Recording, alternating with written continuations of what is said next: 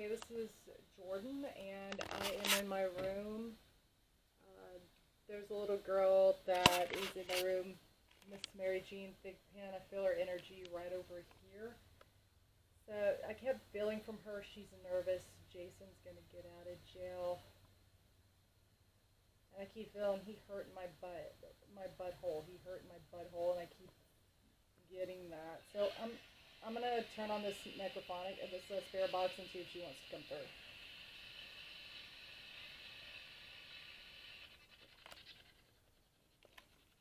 Mary Jean, do you want to come through?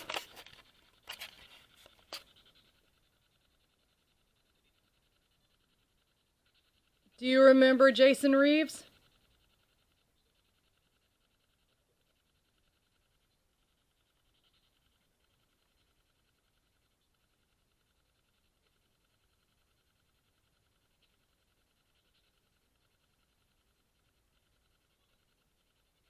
Can you tell me anything, baby girl?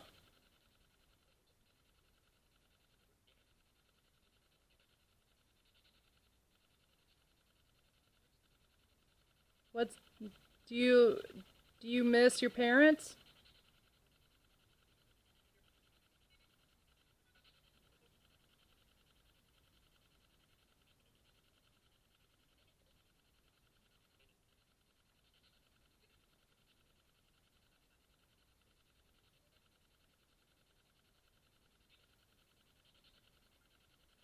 Okay. I sense her energy with me. She's calling on the bed, so she's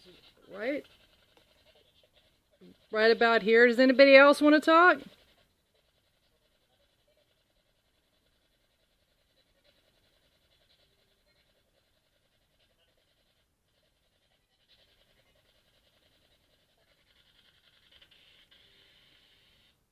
Okay, we'll see if I get anything, but I just feel a lot of energy like right over here. I was actually driving. I had missed the cemetery before and I had to drive around, but when I was going back around on Highway 14, I saw the image of a little girl she was wearing a purple outfit and blonde hair, and I knew it was Mary Jean Thigpen. She was guiding me back to the cemetery for some reason, but when I got there, it was creep factor number one because somebody was out there, so I'm going to have to go there on a day when nobody is out there. So, anyway, we're going to go to the next segment.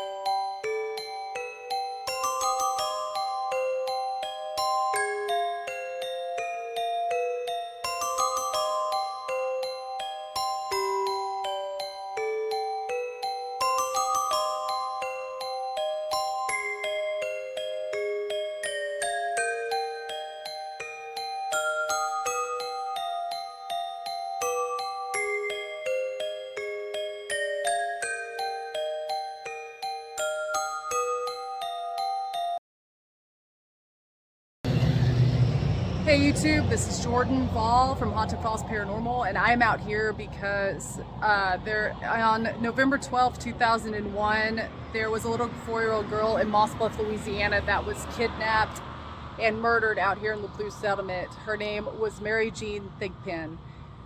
It's a brutal crime, and I'm going to take you to some of the parts of where the murderer Jason Reeves was and the timeline on how this happened.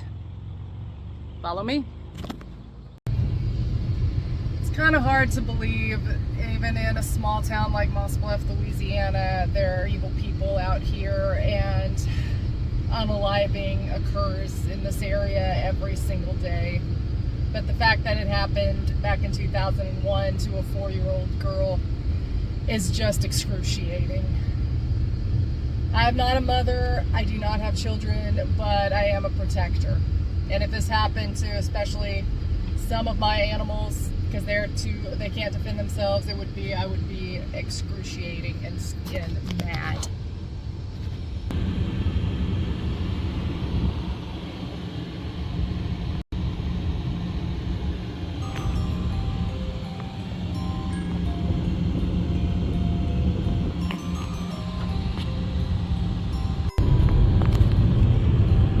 Okay, we are actually going towards the middle school where Jason Reeves' Oldsmobile was first sighted around 3:15 p.m. the day of November 21st, 2001.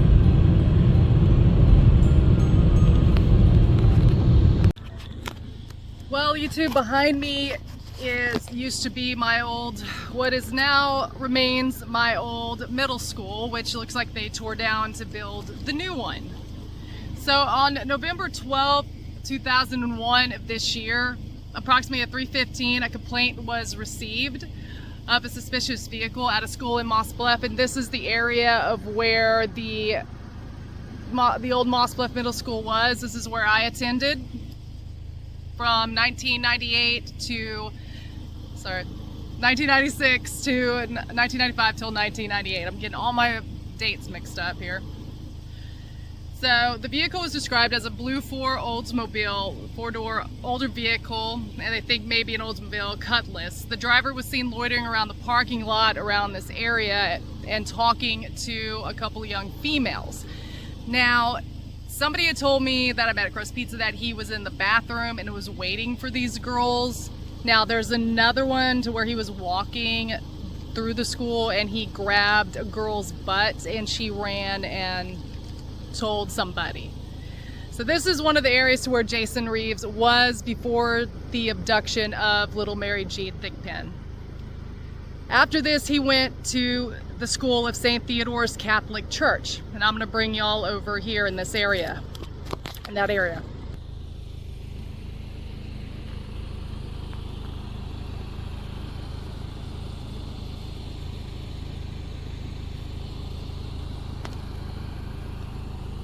I find it hard to believe my old school's not here anymore. Very sad, definitely the end of an era. Okay, before I leave the old parking lot, this actually used to be where we would catch the school bus. So I heard a little kid's voice as I was getting into the car, so I'm gonna turn on the necrophonic app and see if we can't get anything. Does anybody want to talk?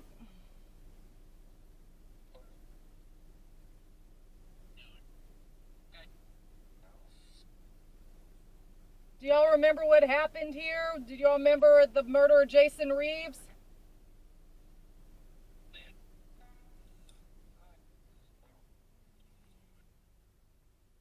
Do you remember him stopping here and talking to some of the juveniles?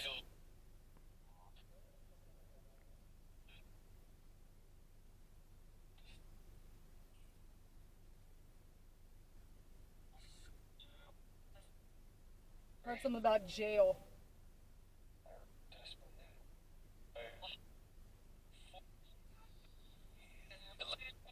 Do you have anything to say about Mary Jean Thigpen? Is she around? She was at my house.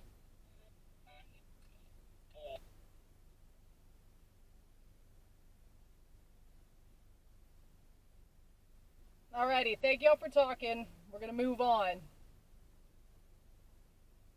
One thing about spirits, they don't stay in one place. They can wisp around and wisp away, so this is pretty interesting. Alrighty, onward to the next location. St. Theodore's Catholic Church. So we are at St. Theodore's Catholic Church.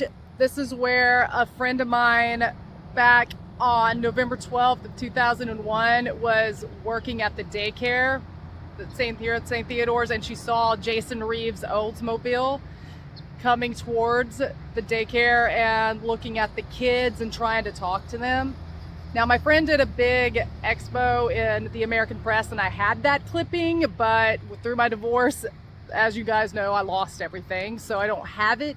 But this is the area of where Jason Reeves' car was, and where my friend, we're gonna call her ES, had seen him and told the American Press reporter about it.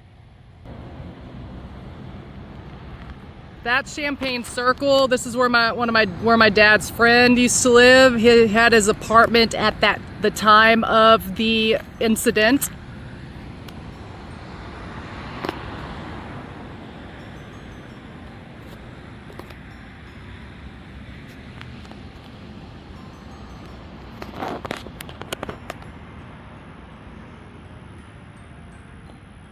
It's kind of creepy that me and my dad's friend's daughter, who was young at the time, used to walk over here. And this is my high school, Houston High School. This was my old high school. I graduated in 2002. And my dad's friend's daughter and I and his friend used to walk around this area. And what would have happened not even a year later, after he lived here and after the year I would have graduated, you know, all this would happen. Anyway, thank y'all for staying with me. Now, a little bit about Mary Jean Thigpen. She was born on March 25th, 1997, a Pisces. Holla, fellow Pisces here. She lived in Moss Bluff most of her short life in Louisiana and attended the Eastwood Pentecostal Church in Moss Bluff. Now, while I was at work, I had picked up some things about her spirit. I was clairvoyantly drawn to the Creel Cemetery and saw her tombstone and saw her spirit. And I was at work jotting this down. I sensed with Mary Jean that she was a beautiful spirit, sweet, bubbly, very playful, very innocent.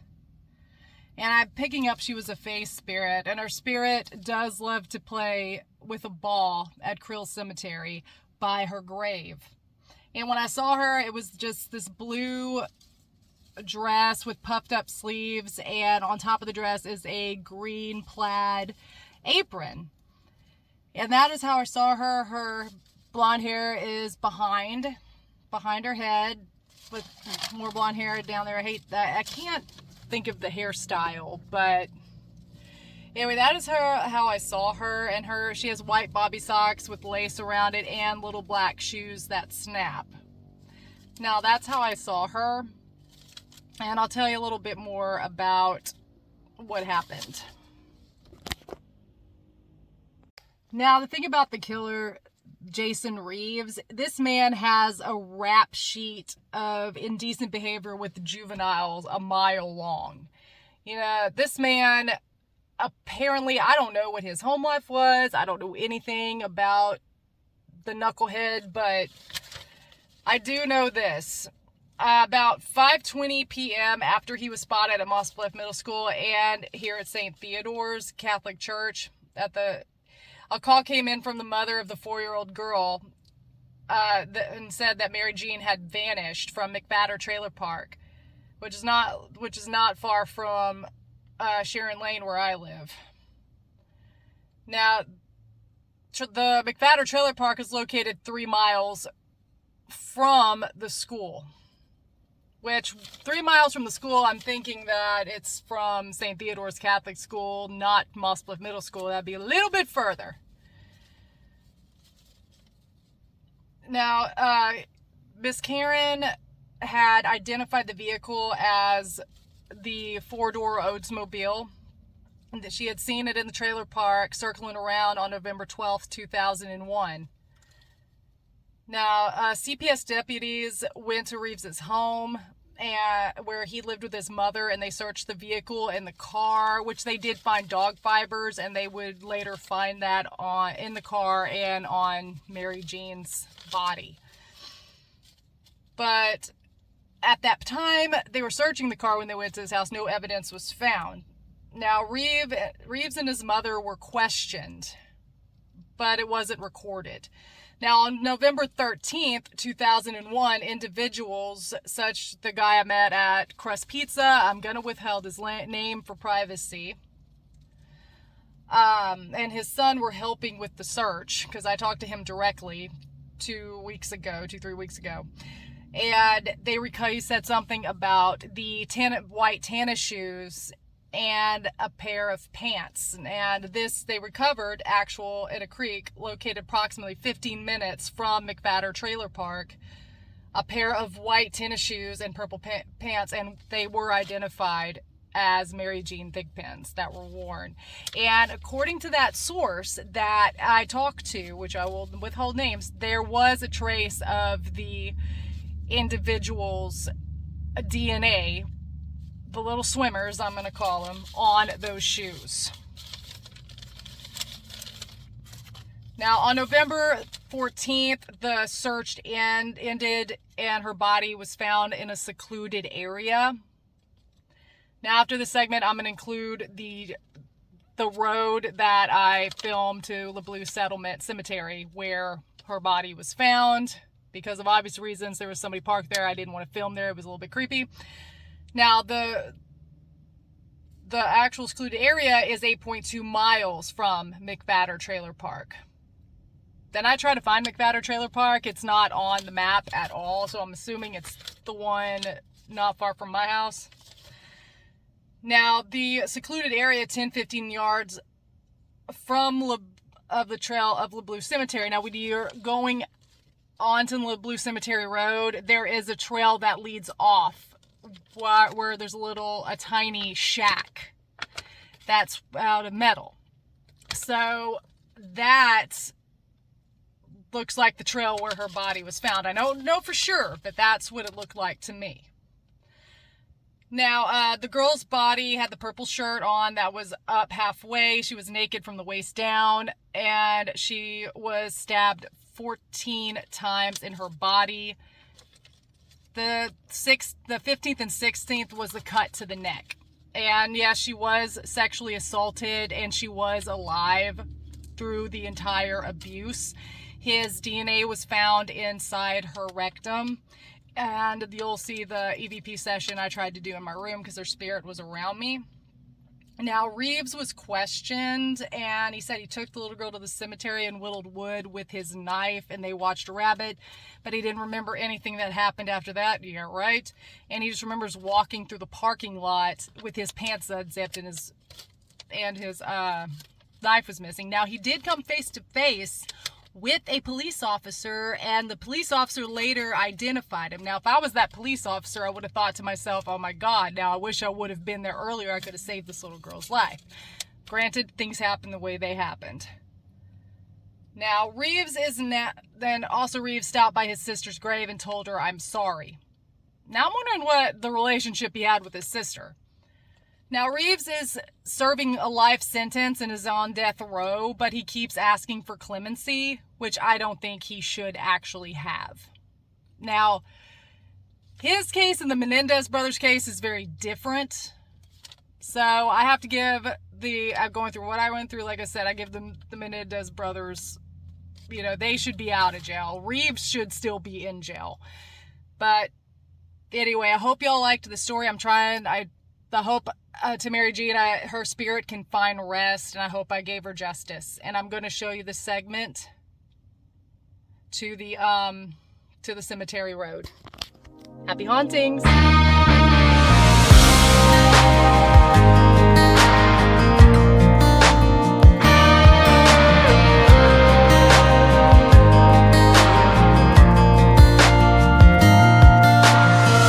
Sucker punch somebody on a sidewalk, carjacking old lady at a red light, pull a gun on the owner of a liquor store. You think it's cool, act a fool if you like, cuss out a cop, spit in his face, stomp on the flag and light it up. Yeah, you think you're tough. Well, try that in a small town. See how far you make it down the road. Around here we take care of our own. You cross that line, it won't take long for you to find out. I recommend you don't. Try that in a small town.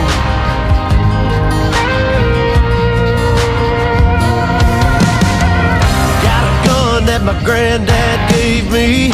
They say one day they're gonna round up. Well, that shit might fly in the city.